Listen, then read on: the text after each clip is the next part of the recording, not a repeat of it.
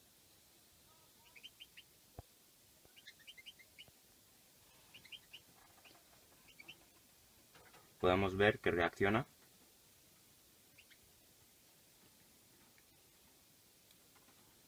Esto se debe a que, como el agua oxigenada se pone en contacto con moléculas orgánicas, pues reaccionan. Entonces el dióxido de carbono sale.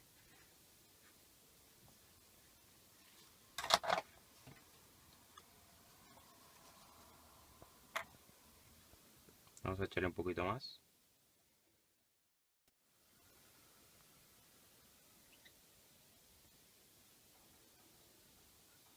Y vemos cómo las burbujas salen.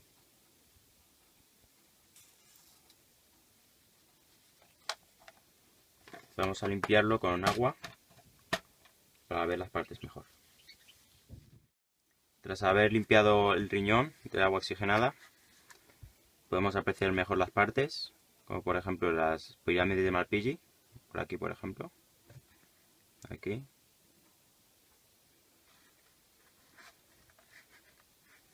Y por otras partes, si quitamos este tejido.